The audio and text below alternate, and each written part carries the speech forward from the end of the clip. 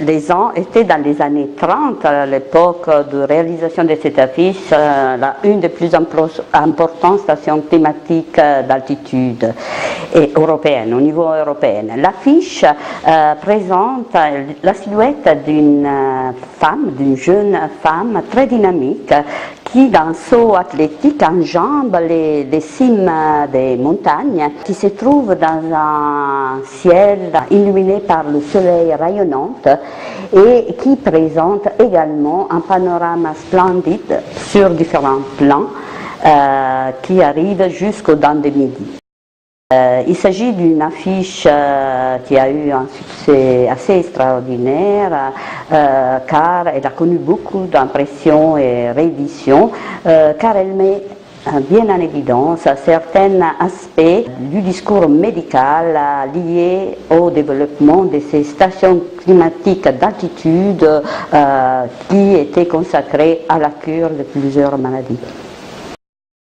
Le but était évidemment de promouvoir la station de l'Aisan. Et en 1927, la Société de développement de l'Aisan lance un concours pour une affiche auprès des artistes suisses. Et le premier prix est attribué au début de 1928 à l'affiche de Giacomo Air et Soleil. Le choix de Giacomo, l'artiste qui a réalisé l'affiche, est quand même un choix très particulier car il n'accentue pas l'élément cure dans son dessin, mais plutôt l'élément santé retrouvée.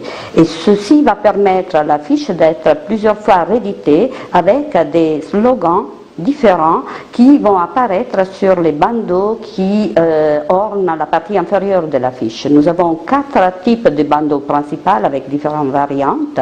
Les premières 2 qui sont imprimées à Lausanne ont un bandeau plus simple, Air et Soleil la première et station de cure d'air et de soleil la deuxième.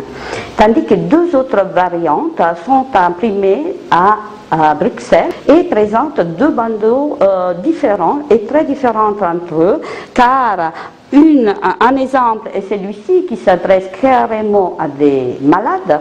Il porte un bandeau clairement médical, traitement de la tuberculose sur toutes ses formes.